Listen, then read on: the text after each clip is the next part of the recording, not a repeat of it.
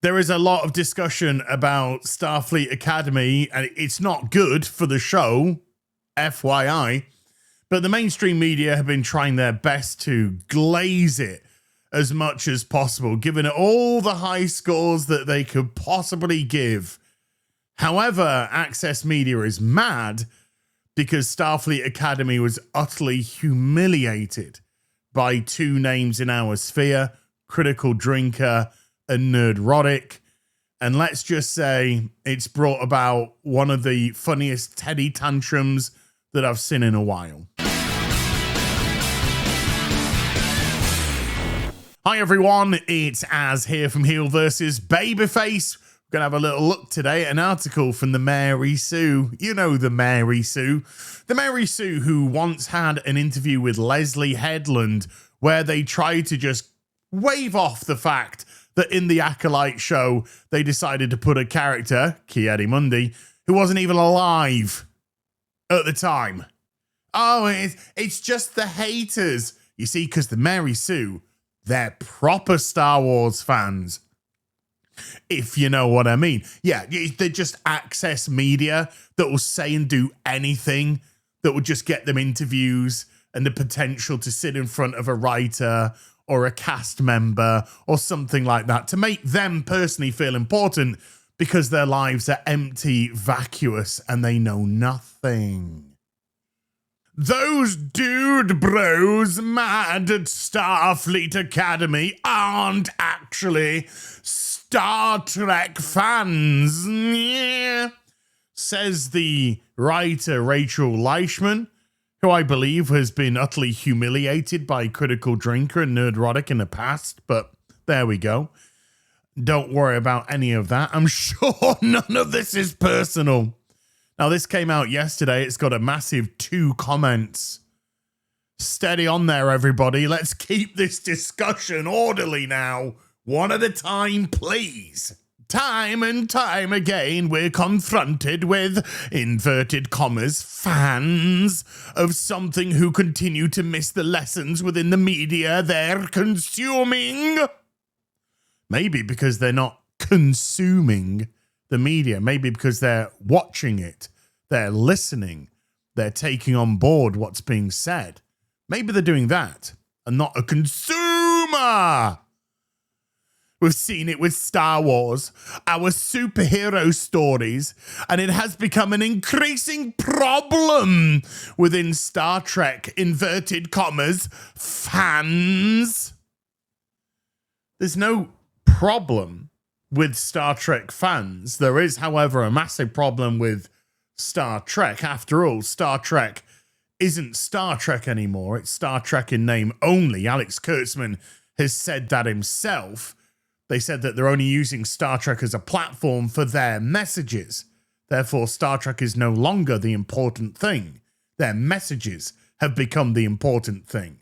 And when one supersedes the other is surplus to requirements. Black Lives Matter, the NAACP. The goal is not really to promote Star Trek, but to promote these organizations and to use our platform to be able to bring greater awareness to these very, very important messages and places. So based off what Kurtzman's just said, to the Mary Sue, Star Trek isn't Star Trek. Star Trek is about the messages that the current brigade of people like Alex Kurtzman put into it. To them, that becomes, therefore, Star Trek.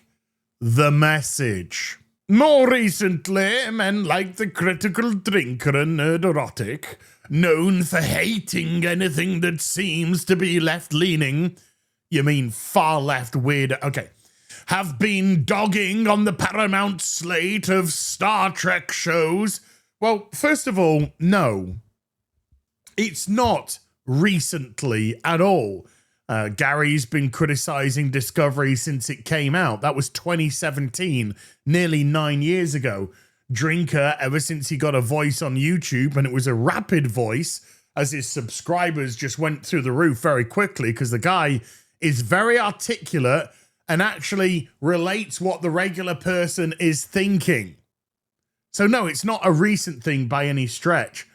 And I want to bring something up very briefly here. When I started watching Star Trek Discovery and we're looking at going, this is horrible, this is nihilistic, this is dark, this is dreary, this isn't the optimistic Star Trek that we used to know. There was a theory floating around that halfway through the Discovery series, because it took a little bit of a break, we were going to discover that this was set in the mirror universe. And that the character was going to go into the main Star Trek universe, but no. No, this was Kurtzman's idea of an uplifting future because, of course, he no longer held the values from Gene Roddenberry. They were now his ideological values to thrust upon the show. And they were all tainted with it. Every single Kurtzman show was tainted with this filth. The issue with these right-wing figureheads talking about Trek is that they miss one important detail about Star Trek. It was never for them. Okay, so we're dealing with the absolutely brain-dead, low IQ. It was never meant for you. Because these fucking idiots don't actually have a genuine argument. You see, Gene Roddenberry was about equality. That's why his Star Trek bridge was made up of a black female, was made up of a Russian Cold War. This wasn't about far left ideology. This was about mankind coming together. I've spoken about this recently in a couple of videos. But it was about everybody coming together. He didn't favor an ideology for his show. In reality, he might well have done. And if you think a liberal in the 60s would be exactly the same as a progressive in 2026, then you've got another thing coming. And a myriad of other different things. So no, it wasn't about, this was never for them. That is the stupidest brain dead take I've ever heard, but it doesn't surprise me because it's A, coming from Rachel Leishman, and B, coming from the Mary Sue. Star Trek was for everyone because Star Trek was about mankind. Now, you're giving yourself away because you're clearly saying that it's no longer about mankind, it's about far left progressive, aka regressive ideology. Congratulations, you played yourself. From the start of Star Trek way back when, the series set out to do one thing, change the world. And that it did. It did. It really truly did. Because scientists used to say the technology that they used on Star Trek and try to make it what it is. Touch screens today are because of the next generation. Anyway, moving on. It made history for its inclusivity, including being the first interracial kiss on television in Plato's Stepchildren. Once again, displaying incredible ignorance, it wasn't the first interracial kiss on television. That had been done in the 1950s. There were other examples as well in America, at least another one in, I think, 64 or 62. And then in the UK on television, there had been interracial kisses before here. So even though it wasn't something that was wildly common on television, it had been done before. And literal seconds of research would allow you to know that. But A, you're too bone idle, and B, you want it to push your narrative. And when you start to do things like this, your disingenuous nature comes across, which it has throughout the whole article, mind you. And you can't be taken seriously, which is pretty much the way to sum up mainstream media throughout the course of the last 15 years or so, as they've gravitated away trying to actually be truthful to their audience and into a more access capacity where they'll say and do and push whatever narrative is required of them so that they can get their interviews and their gift bags and their pats on the head and all that kind of stuff. So when people actually want authenticity, truth, honesty, then they go to people like Critical Drinker, Nerdrotic, and others, including little old me.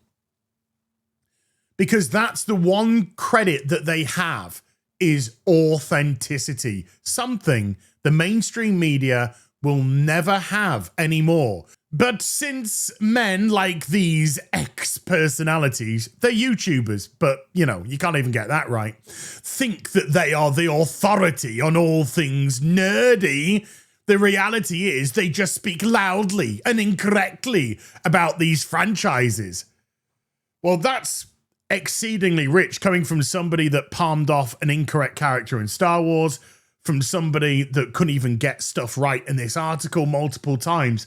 You see, they don't decide who's the authority on something. Do you know who does decide? An audience. If an audience listens to somebody and gravitates to what they're saying, then they get a bigger audience. It's crazy that. It's insane. And that's because normally the people are making sense. They're connecting with their audience.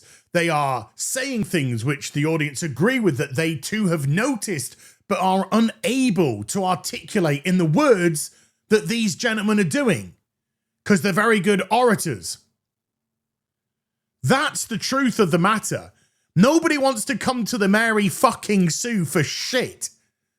Well, unless it's toilet paper, because you have nothing to say. Everybody knows that you bought and paid for shill media. You have zero credibility.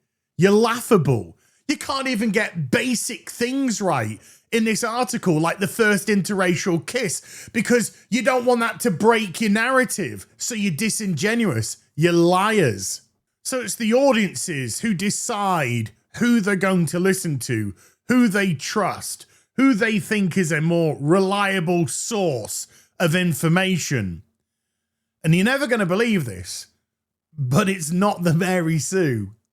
Shocker. Look, you can use your money to buy every Star Trek toy out there. Maybe if you did a little bit of history into Gary and what he used to do for a living and the comic store and all of that. But again, it's just jealousy. Probably because she can't afford a fucking prawn sandwich. Doesn't mean you understand what this series is saying to you. And now with the new series, Star Trek Starfleet Academy, we've seen an uptick in their lack of understanding of what Gene Roddenberry sought out to do with Star Trek. This just pure projection, pure bullshit, pure bollocks. Because Kurtzman himself has already said, it's no longer about Star Trek. It's about using Star Trek to push our messages. Therefore, Gene Roddenberry's vision has already been put to one side. You're a Republican/MAGA personality. Star Trek was never yours. Well, the critical drinker's Scottish. So he's neither a Republican nor a Trump voter. You stupid. Anyway, a lot of the conversation is about how Starfleet Academy isn't their Star Trek. No, it's not about how it isn't our Star Trek. It's about how it isn't Star Trek. Full stop. How many times do we have to refer to what Kurtzman himself said? Well, seeing as Roddenberry held democratic and socialist ideas when he was alive, I'd be hard-pressed to find a Star Trek episode that even vaguely fit your ideas. As I've mentioned previously in this video, if you were to take somebody who was a socialist or a liberal from the 1960s and then brought them to the 2026s, I don't think their politics would particularly align with the current people that call themselves the same thing. But of course, we have to pretend, for the narrative's sake, with the Mary Sue, that these things are on parity with each other, which they are not. And Star Trek, for the most part, was about posing the question. Not telling you the answer, but posing the question. It would often give you two sides to a story and use the crew to see them through. And then it was up to you to decide, regardless of the outcome of the show, do you agree with the outcome? Do you not agree with the outcome? Do you think things could have been done differently? That was the beauty of Star Trek. It always allowed those morality tales, not social justice, but certainly social issues, to drive some very good storytelling. And it was always mixed up in metaphor, never in your face. You were told these stories through different races and different conflicts between these races, or communication barriers and elements like this. Subtlety, you know? Because it was entertainment. Not this pathetic whatever Star Trek Academy is. Oh my God, I swallowed my comm badge. Type of crap. That's not Star Trek. It's dog shit. What I've come to realize is that there are men in this world who want to pretend like they're fans of this stuff when they don't actually care. They'll buy a Spock doll and pretend like they understand the show itself. But the reality is that they just buy nerdy things and make that their personality. Holy shit, the cope is real. That's fine. Be a collector, dude, but don't act like you understand these franchises when they argue against everything you stand for. Again, they're simply saying that Star Trek has been co-opted by Kurtzman. The ideology has been co-opted and it's been pushed to a certain avenue. So again, thank you for confirming that's true. Once again, you display utter ignorance of Gary from Nerdrotic. And also, you are so angry that Gary, the boomerest of boomers that ever were to boomer, and we love him for it, could put his Metzko Spock figure and a comm badge on a chair and smash Kurtzman Trek's Starshit Academy into the ground. Because there are more people that gravitate towards Gary and Nerdrotic and the Critical Drinker than they do towards current Star Trek. Millions of people watch Gary's and Drinker's videos.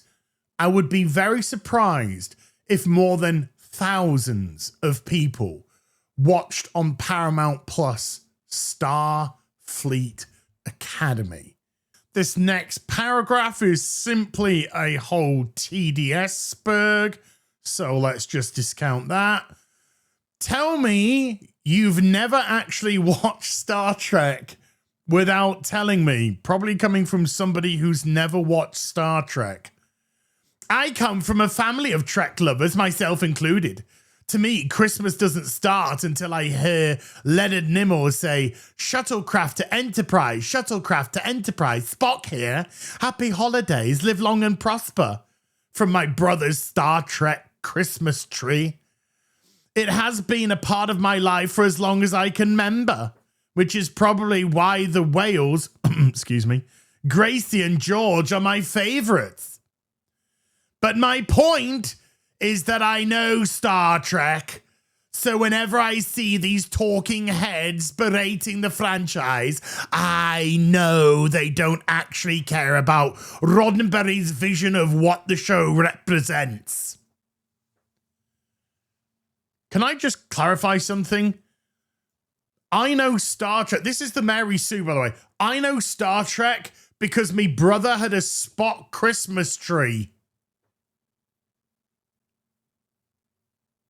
Yeah, convincing argument there. Brilliant. Greg Gutfeld mocked the YouTube views of the first episode because Nerdrotic live streamed a Spock figure sitting on a chair and it got more. It got nearly 3 times more, actually, but okay. Luckily, most Star Trek fans have Paramount Plus and watched it. Based on what metrics? Sorry, is that just something you're privy to? Because, you know, your fucking Spock Christmas tree told you. But I guess if you only have a few brain cells that work, you think this is a gotcha moment. I mean, absolutely. Why watch something for free when you can pay for it? That makes all the sense in the world, doesn't it? Yeah? Yeah. All of this to say that Starfleet Academy is what I have always loved about Star Trek. It feels like a warm hug and is fun, adventurous, and exactly the kind of world that Roddenberry dreamt of 60 years ago. Not at all, not in the slightest. So don't let a bunch of nonsense on social media try to paint the show in any other way.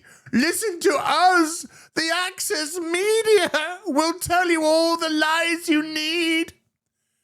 These people, despite all their parading around as experts on nerddom, don't actually know what they're talking about. They'll attack and lash out. What, like this article? Okay. And demand you prove yourself. But in reality, those of us who actually love and enjoy these franchises know a lot more than some grifters online. Well, you've convinced me. I mean, you've convinced me that you're an absolute fucking lunatic, but you've convinced me that thoroughly. So congratulations. So once again, the Mary Sue and other Access Media articles like this have just proven that they can't compete with authenticity. And more importantly, they cannot compete with true Star Trek fans. Fans that have turned their back on this disgrace, this nihilistic shit, which is Kurtzman Trek, which he himself admitted is not about Star Trek. It's about using it as a platform for his messages, aka current day far leftist ideology. It is not the Star Trek of Roddenberry. It hasn't been that way for a long, long, long time. I'll see you in the next video. You take care. Goodbye, below.